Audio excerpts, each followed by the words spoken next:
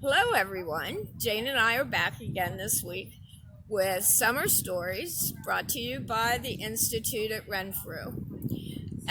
It's Summer Stories, right, Jane? Exactly. Well, last week we read two winter books, and guess what? I'm going to read another winter book today. And it's called Thomas's Snowsuit. And remember, everybody, I told you a lot of mine are funny, so get ready. Thomas's Snowsuit, story by Robert Munsch, art by Michael Marchenko.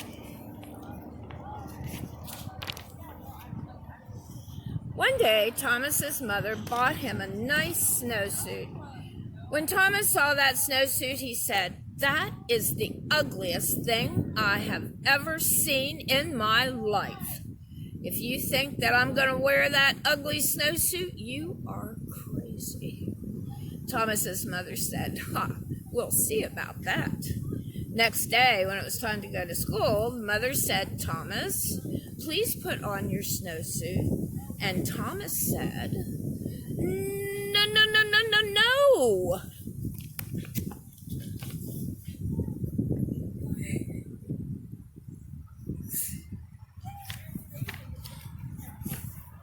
His mother jumped up and down and said, "Thomas, put on that snowsuit."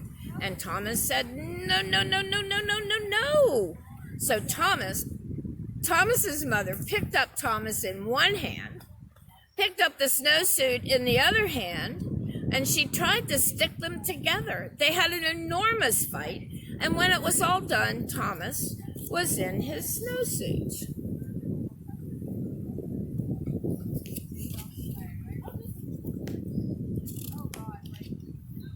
Thomas went off to school and hung up his snowsuit. When it was time to go outside, all the kids jumped into their snowsuits and ran out the door, but not Thomas. The teacher looked at Thomas and said, "Thomas, please put on your snowsuit." Thomas said, "No, no, no, no, no." And the teacher jumped up and down and said, "Thomas, put on that snowsuit." And Thomas said, "No, no, no, no."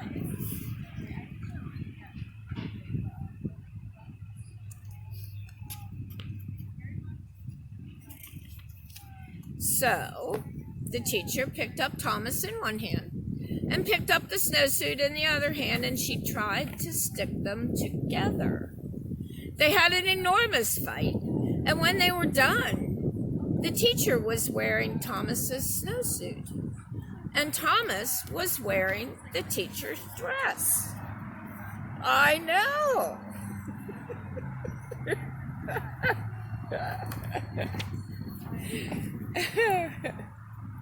Sorry. When the teacher saw what she was wearing, she picked up Thomas in one hand and tried to get him back into his snowsuit.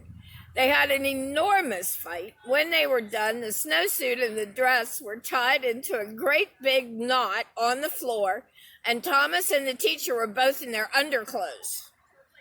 Just then, the door opened, and in walked the principal. The teacher said, "It's Thomas. He won't put on his snowsuit." I hope the principal knows what to do.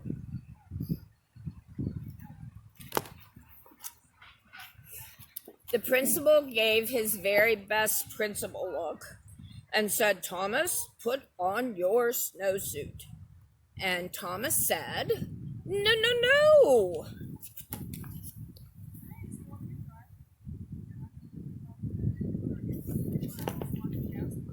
So the principal picked up Thomas in one hand, and he picked up the teacher in the other hand, and he tried to get them back into their clothes. And when he was done, the principal was wearing the teacher's dress, the teacher was wearing the principal's suit, and Thomas was still in his underwear. Then, from far out in the playground, someone yelled, "Thomas, come out and play." So Thomas ran across the room, jumped into his snowsuit, got in his boots in 2 seconds, and ran out the door.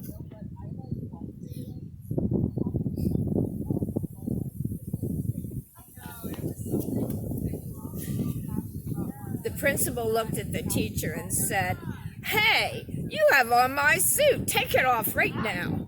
And the teacher said, "Oh no, you have on my dress. You take off my dress first." Well, they argued and argued and argued, but neither one wanted to change first. I love his socks.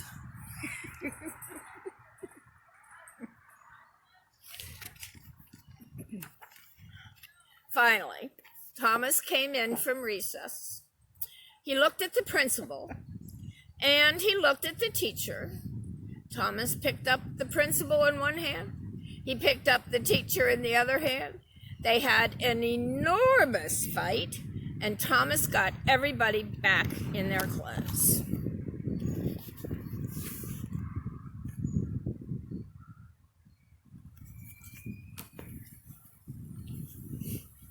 The next day, the principal quit his job and moved to Arizona, where nobody ever wears a snowsuit.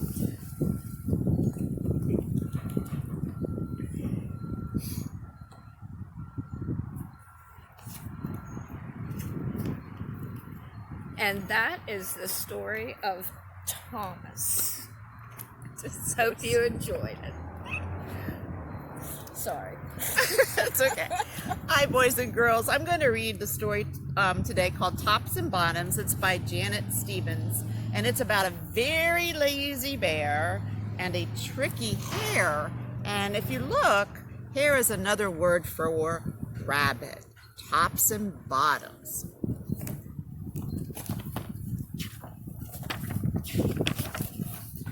Once upon a time, there lived a very lazy bear who had lots of money and lots of land. His father had been a hard worker and a smart business bear, and he had given all of his wealth to his son. But all Bear wanted to do was sleep.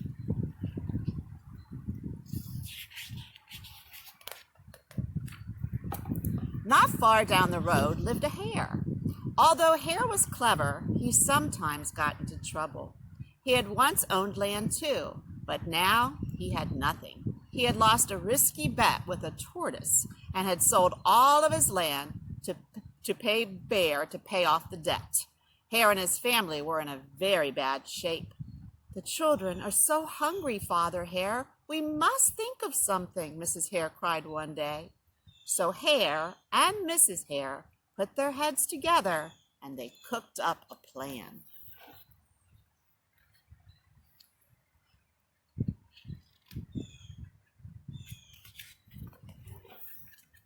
The next day, Hare hopped down the road to Bear's house.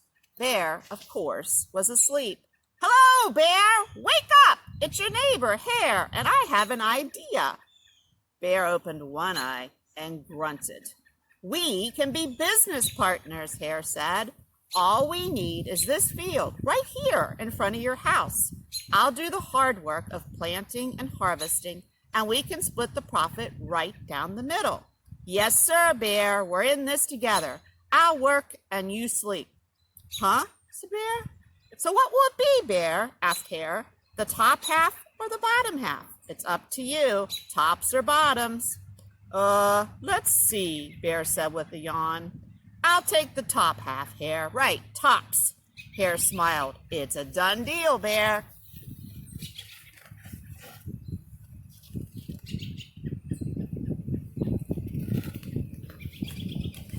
So, Bear went back to sleep, and Hare and his family went to work. Hare planted, Mrs. Hare watered, and everyone weeded.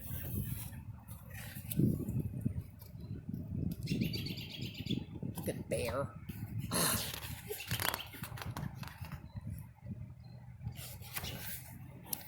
Bear slept as the crops grew. When it was time for the harvest, Hare called out, "Wake up, Bear! You get the tops, and I get the bottoms."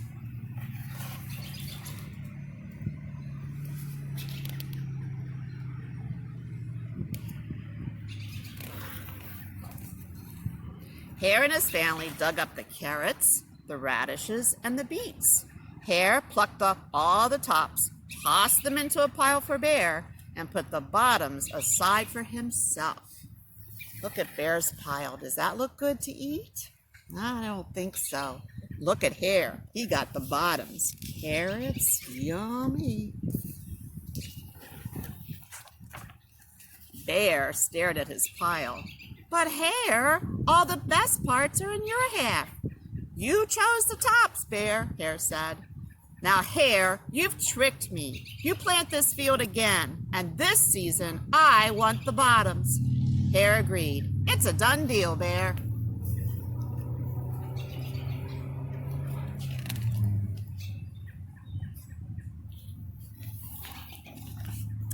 So, Bear went back to sleep, and Hare and his family went to work. They planted, watered, and weeded.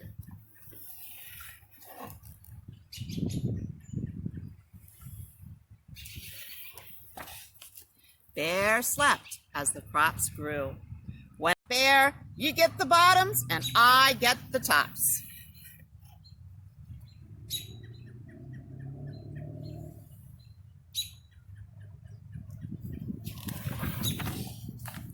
Hare and his family gathered up the lettuce, the broccoli, and the celery. Hare pulled off the bottoms for Bear and put the tops in his own pile. Tops and bottoms.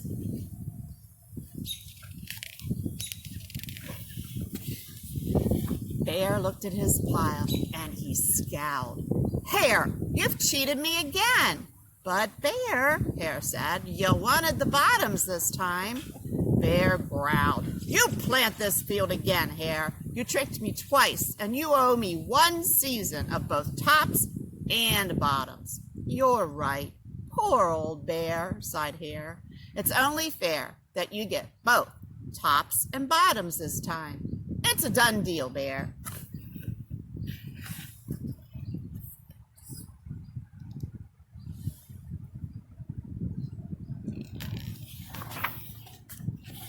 So, Bear went back to sleep, and Hare and his family went to work.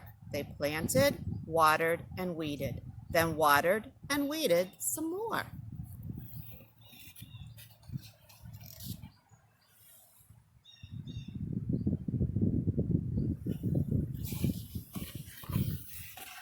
Bear slept as the crops grew.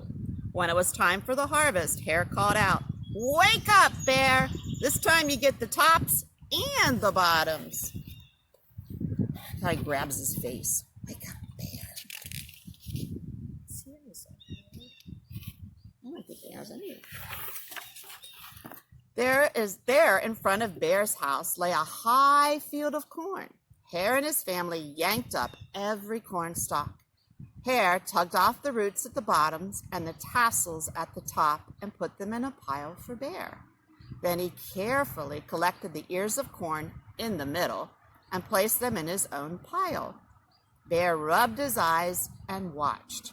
See, Bear? You get the tops and the bottoms. I get the middles. Yes, sir, Bear. It's a done deal. Look what Hare got. The middle was the good part. Bear doesn't look too happy. By now, Bear was wide awake. That's it, Hare, he hollered. From now on, I'll plant my own crops and take the tops, bottoms, and middles. Hare and his family scooped up the corn and hopped down the road toward home.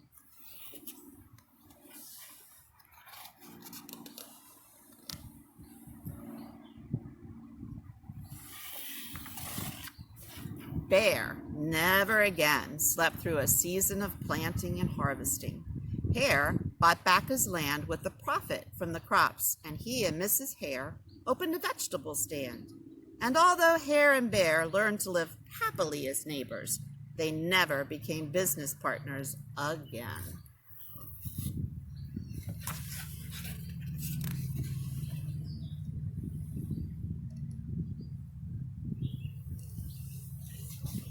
Boys and girls, Bear learned a lesson. Can't be lazy. You have to help out.